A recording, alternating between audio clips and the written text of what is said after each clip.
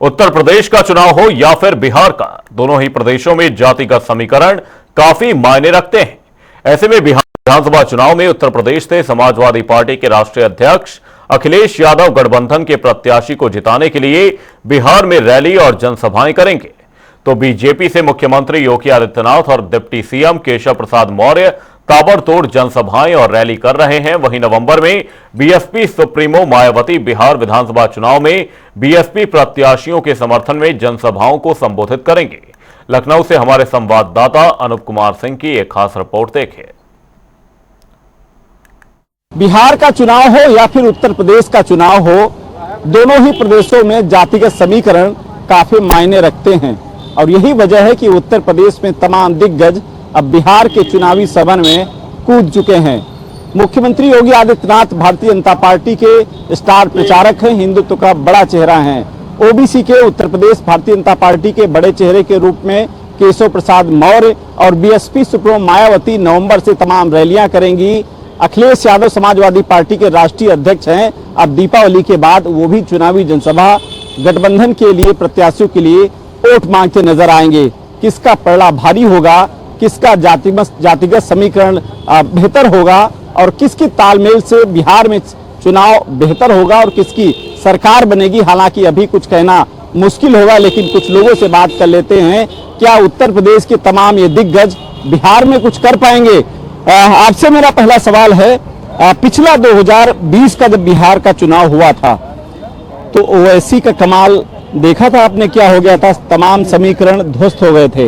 इस बार भाजपा, सपा, कांग्रेस, बीएसपी तमाम दिग्गज चुनाव प्रचार करने के लिए जा रहे हैं। कुछ हो पाएगा या नहीं? देखिए, हम आपको एक चीज बता दें, भारतीय जनता पार्टी ने कहा सबका साथ, सबका विकास, सबका विश्वास, सबका प्रयास, तो उस पर चल भी रही। और जाति समीकरण में लालू जी के यहाँ चाहे राबड़ी जी को देख लीजिए, चाहे तेजस्वी जी को देख लीजिए, चाहे उनकी लड़की प्रियंका भारती को देख लीजिए, या जो है मीसम भारती उनकी लड़की राज्यसभा सांसद है।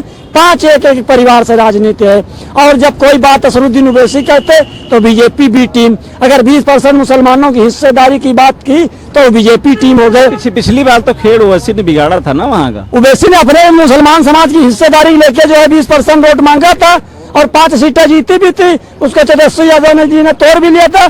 मैं तो मुसलमान भाइयों से गुजारिश करता हूँ कि यादव 2-4% है, मुसलमान 20% है। आप बिहार के सारे मुस्लिम भाई जो है असरुद्दीन ओवैसी साहब को साथ दीजिए। और उत्तर प्रदेश में अगर योगी आदित्यनाथ जाएंगे, केशव प्रसाद मौर्य जाएंगे और तमाम अनुसूचित जाति के चेहरा जाएंगे, तो मुझे पूरी उम्मीद लगती है कि जो है भारतीय जनता पार्टी की पुनः सरकार नीतीश कुमार जी बिहार में मुख्यमंत्री। लेकिन तमाम सर्वे जो आ रहे हैं उनके आंकड़े बीजेपी के खिलाफ जा रहे हैं। ऐसा कुछ नहीं है। आंकड़ा तो लोगों ने ईश्वर को कहने से बुरा नहीं किया, आंकड़ा तो जनता को जो है तय करना है और जो है कोई नेताओं को थोड़ा तय करना है। तो कहने का हमारा मतलब ये है कि आने वाला समय खुद ही फैसला दे देगा, चाहे बिहार में लालू प्रसाद का परिवार हो या उत्तर प्रदेश में अखिलेश यादव हो। कुछ लोग और बात कर लेते हैं, क्या इनकी बात से आप सहमत हैं? बिहार में हम पूरी बात इनकी सुन नहीं पाए।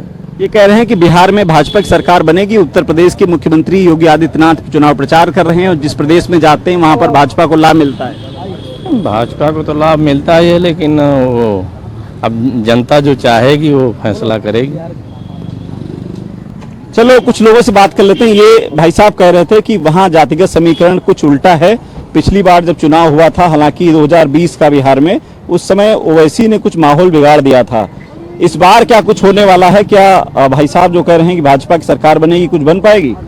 देखिए, पहले मैं अपना परिचय दे रहा हूँ। मैं संयुक्त जनादेश पार्टी का राष्ट्रीय अध्यक्ष हूँ, बबलू श्रीवास्तव नाम मेरा।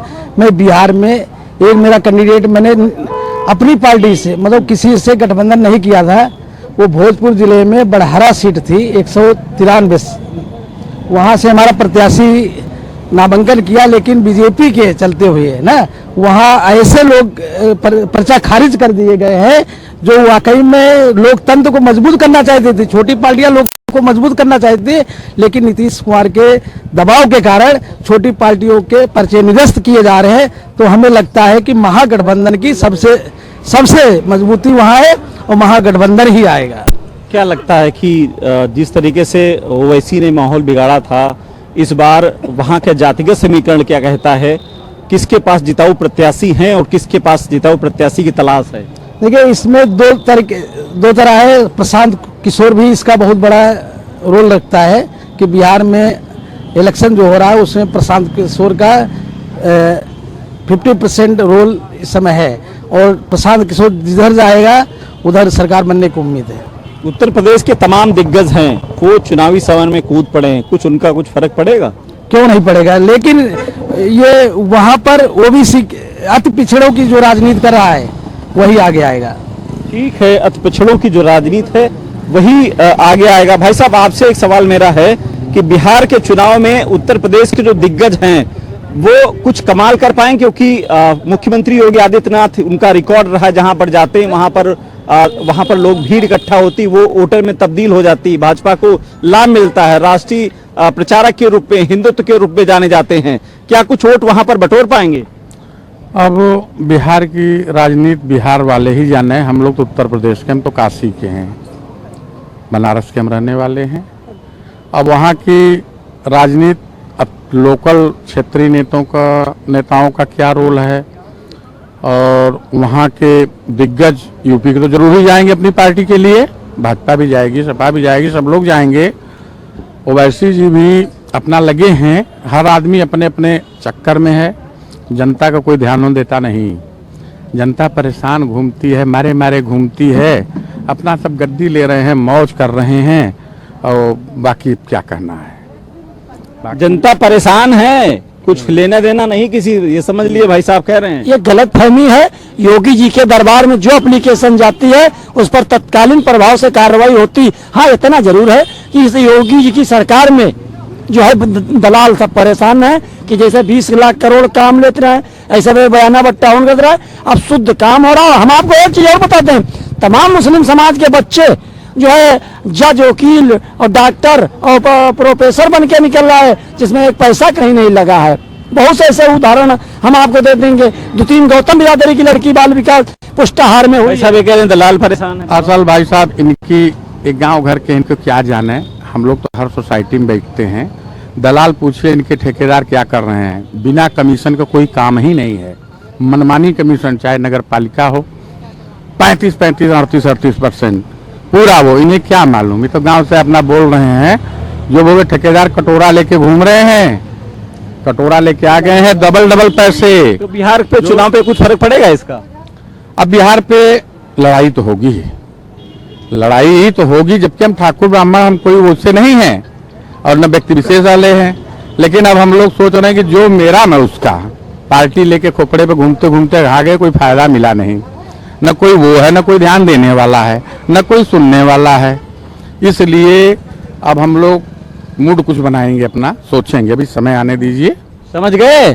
देखिए, कहने के लिए तो कुछ भी, अब आप यही देख ले, 14, 17, 19, 22, 24 आप देख रहे हैं। क्योंकि जब हमने आपको बताया कि कांग्रेस के पास कौन से जाति समीकरण का वोट, समाजवादी के पास कौन जाति समीकरण का वोट, लालू ओबीसी तो उन्हीं के पास है ना, क्या? ओबीसी तमाम वर्ग समाजवादी पार्टी के साथ में है। आप नहीं देखते कितना उत्तर प्रदेश में कितना वोट मिला, लोकसभा 24 में तीसरे नंबर की पार्टी हो गई। देखिए, हम आपको बता दें, ये एक केवल गुमराह किया गया कि आरक्षण खत्म हो जाएगा, संविधान खत्म हो जाएगा। सपा कांग्रेस वालों ने यही घूम घूम के प्रचार किया, बाकी ऐसा कुछ है, ना आरक्षण खत्म होगा, ना संविधान खत्म होगा।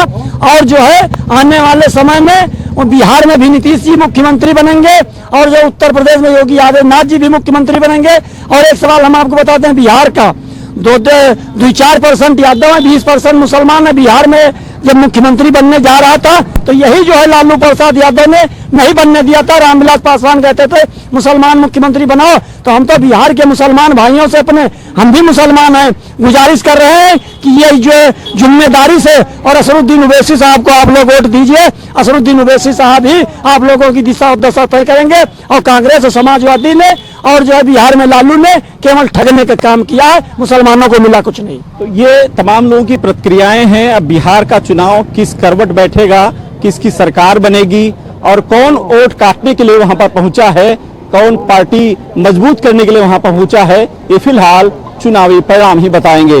लेकिन इतना जरूर है कि उत्तर प्रदेश के जो तमाम दिग्गज हैं वो बिहार में पहुंचकर अपने पार्टी के लिए वोट मांग रहे हैं, वो कितना अपने पार्टी के लिए वोट बटोर पाएंगे, ये फिलहाल बिहार का चुनाव परिणाम ही बताएगा। कैप्टन हमजा के साथ अनूप सिंह, जनता टीवी, लखनऊ।